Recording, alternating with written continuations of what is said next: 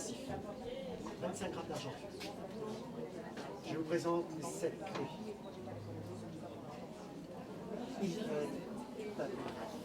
Dans de la destruction temporelle, c'est pour ça que c'est des chandeliers. Si vous voulez, ça fait depuis maintenant 58 ans que j'enseigne ce qu'on appelle la lithothérapie existentielle. Alors, qu'est-ce que c'est que cette lithothérapie existentielle? Puisqu'en fin de compte, on entend énormément parler de la lithothérapie traditionnelle. La lithothérapie existentielle, c'est tout simplement le principe de compenser les énergies dépensées par l'action et non pas de se sursaturer par les énergies, on va dire, pour nous mettre en action. Donc c'est ce qui est important. Ce qui veut dire que chaque fois que vous allez réagir, chaque fois que vous allez penser, créer, transformer l'imaginaire en pensée pour créer quelque chose, on dépense forcément de l'énergie et on laisse de la place à de la nouvelle énergie. Et c'est pour ça que pour moi, les minéraux vont permettre de compenser les énergies dépensées par l'action et non pas, comme j'ai dit tout à l'heure, de les saturer. Alors c'est vrai que pour ça, j'ai écrit depuis pas mal de temps, puisque une quarantaine de livres concernant le comportement existentiel humain, concernant l'utilisation des minéraux, avec la pierre et la pierre complémentaire, avec, on va dire, les positions pour les points d'entrée des pierres, et avec surtout le pourquoi et comment utiliser cette pierre. Voilà en gros comment ça peut se traduire. Alors, tout simplement, c'est qu'au départ, je n'y croyais pas du tout, c'est clair. Et puis au fur et à mesure de la vie, de par mon métier, j'ai fait des voyages, j'ai vu faire énormément de choses et bien sûr, le côté cartésien m'a dit ben non, il y a un truc. Et puis comme il n'y avait pas de truc, ben, je me suis intéressé, je me suis dit voilà, il faut que j'essaye de développer effectivement, il faut que j'essaye de comprendre et de transmettre non pas ce que j'ai entendu, mais ce que j'ai compris et appliqué. Et on part du principe très simple, c'est que la pierre ne guérit rien, absolument rien, mais comme elle compense les énergies dépensées, elle permet de vivre avec le problème, mais de vivre quand même. Et vous savez très bien que quelqu'un qui a une difficulté, qui a des énergies, va mieux réagir et mieux s'en sortir qu'une personne qui baisse les bras et qui reste dans un fauteuil et qui ne bouge pas. Voilà en gros les tenants, les aboutissants. Alors c'est un peu difficile parce que vous savez, à 78 ans, on n'a pas forcément, on va dire, les techniques modernes. J'ai un site qui s'appelle jean-marie-schneider.fr, mais qui est, on va dire, au-delà de toute espérance. Il ne faut pas être dans les 3 clics, il faut avoir de la patience, mais on peut me joindre sur ce site. Autrement, ben, on est en Alsace, donc on est à Rouffach, où ben, quand je dis on est, ça veut dire qu'à un moment donné, on voyage partout, donc on est très peu là-bas.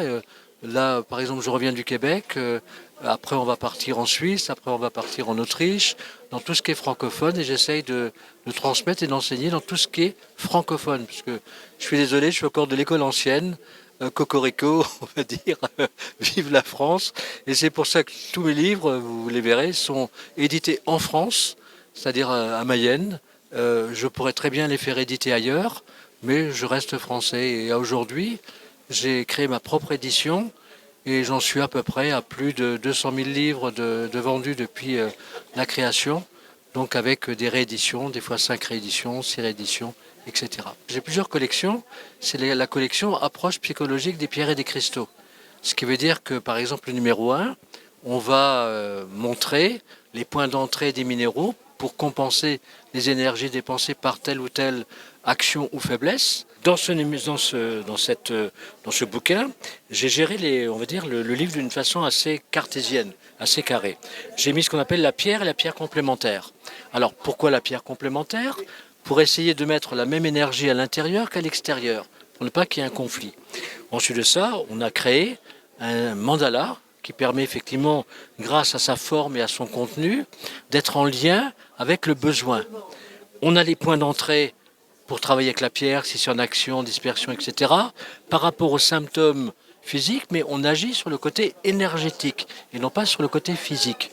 Et ce qui nous permet effectivement d'accepter les énergies pour vivre avec, et non pas, entre guillemets, pour guérir, comme je vous l'ai dit. Alors, dans ce livre, eh bien, j'ai également mis tous les points d'entrée au niveau de la main énergétique, phalangette, phalangite, phalange, parce qu'on peut très bien agir sur le bout des doigts, on appelle ça des nadis, qui sont des points d'entrée. Et puis pour les radiesthésistes, eh bien, j'ai mis tout simplement les cadrans pour les pendules, pour travailler au pendule, pour que justement la personne puisse trouver sa pierre de besoin. Donc ça, c'est la partie physique. Puis après, on a l'approche psychologique des pierres et des cristaux numéro 2, qui traite là, cette partie mentale, c'est-à-dire le pourquoi, la pensée, l'action, la méditation, pour pouvoir effectivement agir au niveau du mental. Alors le mental fait beaucoup, donc toujours avec les mêmes minéraux, vous avez effectivement l'interrogation, la pensée, le conseil, la méditation. C'est-à-dire que la personne, lorsqu'elle va avoir un besoin, il faut peut-être qu'elle se pose des questions, quel est mon besoin, pourquoi je suis dans cet état, etc. Donc elle va essayer de trouver, avec toujours un exercice, pour mettre la personne dans son individualité. Parce que le but n'est pas, entre guillemets, d'assister la personne, le but est de mettre la personne en état d'action pour qu'elle puisse elle-même se sortir de ses problèmes à moyen terme. Et là, bien sûr, vous avez énormément d'éléments. Et ce que j'ai fait pour les personnes qui ne peuvent pas acheter le jeu de cartes, ben, ce que j'ai fait, j'ai tout simplement mis les cartes dans ce livre, et comme ça, la personne peut tirer au hasard sa carte comme si elle avait le jeu de cartes.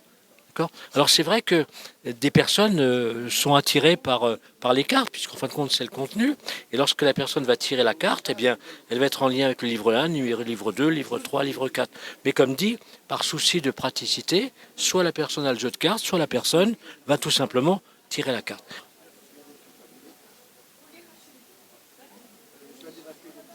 Puis après, on a l'approche psychologique des pierres et des cristaux numéro 3, où là, on va traiter effectivement des sujets comme comment sortir des dépendances héréditaires, comment vouloir évoluer, comment vouloir certaines choses. Lui, c'est toujours dans la complémentarité. On va supposer, par exemple, que vous voulez, je ne sais pas moi, réaliser vos désirs ou être en harmonie, etc. Donc là, on va travailler en lien avec ce qu'on appelle la partie symbolique, la numérologie, l'angéologie, l'arbre tutélaire, l'arbre racine. Alors bien sûr, ça demande des compléments d'information, c'est sûr, mais on va agir également sur 3 points qui sont, on va dire, des points qui vont démarrer des méridiens structurels. Alors ces méridiens structurels, c'est des méridiens qui courent sur la peau, d'accord, et qui vont permettre à l'énergie extérieure de rentrer à l'intérieur, à condition bien sûr qu'on agisse. Et puis, pour ne pas simplifier les choses, puisque pourquoi pas, il faut avancer, lorsque la personne, par exemple, veut être en harmonie, eh bien, elle va tourner la page pour être dans la clé suivante, c'est-à-dire ici, elle va passer, par exemple, par s'affirmer. Et peut-être, elle va essayer de travailler avec, mettons, par gérer ses acquis, etc. Donc, en fin de compte, on est dans une continuité d'évolution pour mettre la personne dans l'individualité, afin qu'elle se retrouve en capacité d'agir, de ne plus se laisser éteindre par les autres et de ne plus se laisser, on va dire, stresser ou dévaloriser par des personnes qui seront bien compétentes pour le faire.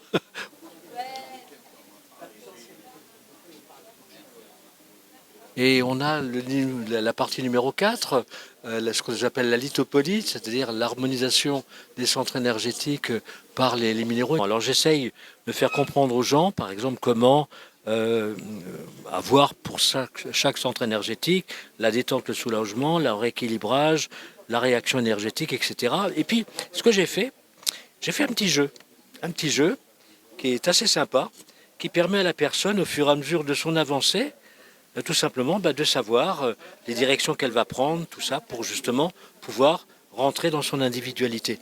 Alors c'est vraiment un jeu personnel. Une fois qu'elle a franchi une étape, qu'elle est dans la partie avancée, etc., eh bien elle passe à l'étape suivante.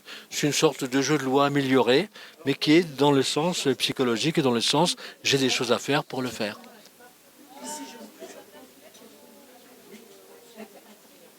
Puis après, on a toute la série Les petits secrets de Marie Schneider. On a toute la série, on va dire, des centres énergétiques, des chakras. On a les chakras supérieurs, de conscience, spirituels, contemplatifs. Enfin bref, on a toute une série. J'en ai à peu près un peu plus de 40 que j'ai écrit depuis le temps. Voilà. Alors ça va dépendre en fin de compte de beaucoup de choses. Déjà, on dit que je suis un petit peu complémentaire, et c'est vrai. Lorsqu'on va partir, par exemple, d'un centre énergétique, d'un chakra, en principe, si on parle du chakra racine, par exemple, on va dire que la couleur traditionnelle, c'est la couleur rouge. En réalité, ce centre énergétique a besoin de l'ensemble des fréquences de l'arc-en-ciel. Pourquoi? Parce qu'il peut être déstabilisé par l'équilibre, peut-être par le manque d'énergie, peut-être par la partie énergétique, etc. Donc c'est pour ça que chaque centre énergétique a besoin de l'ensemble des fréquences de l'arc-en-ciel pour pouvoir être en harmonie. Donc, en fonction des possibilités, eh bien, la couleur voudra dire quelque chose. Alors, ce qu'il ne faut pas oublier, c'est que on est attiré par une couleur, par les pierres, donc par la colorothérapie ou par la chromothérapie. Mais lorsque la pierre est dans la poche, qu'est-ce qui se passe? Elle devient grise ou elle devient noire, puisque la lumière du jour n'apparaît plus. Donc, grâce, on va dire, à la température du corps et aux petits statiques qu'on a sur nous, eh bien, on va mettre en œuvre la composition minéralogique de la pierre et on va faire abstraction totale à la couleur. Donc, quand on pierre une pierre d'instinct avec une couleur, c'est parce qu'indirectement, notre inconscient cherche la composition minéralogique et donc l'énergie de besoin du moment. Il est clair que j'ai des collègues qui vont avoir leur vérité. Alors pour moi, je répète, la pierre ne guérit absolument rien. Ça, c'est déjà la première des choses. Par contre, lorsque vous êtes, mettons, en période basse, en période de douleur, vous avez forcément, on va dire, un lâcher-prise au niveau du mental, eh bien la pierre, effectivement, va nous amener la force pour pouvoir agir malgré la douleur, mais ne va rien traiter, entre guillemets, par rapport à la partie médicinale. Et donc vraiment c'est une complémentarité. Donc maintenant on est bien dans une position très simple. Lorsque je vais prendre une pierre qui va avoir une fréquence particulière, est-ce que c'est du placebo? Est-ce que c'est la réalité énergétique? Je dirais que ça n'a aucune importance. Le tout, au fait, c'est de faire quelque chose, de prendre quelque chose. Alors c'est vrai que les pierres ont des fréquences bien particulières, des vertus bien particulières, mais bien souvent on me dit oui, c'est du placebo. Pourquoi pas? Pourquoi pas à un moment donné? Si le placebo me permet d'avancer, il n'y a aucun problème. En dehors, bien sûr, des vraies capacités énergétiques de chaque pierre. Donc c'est pour ça qu'à un moment donné, eh bien, ça va me permettre peut-être de sortir d'un stress, à condition, bien sûr, que j'agisse. Parce que si je n'agis pas, si je ne dépense pas l'énergie, la pierre devient une pierre gadget et ça ne sert absolument à rien. Vous voyez, c'est-à-dire qu'il faut agir pour avancer. J'avance, je dépense. Si je dépense, je me ressource.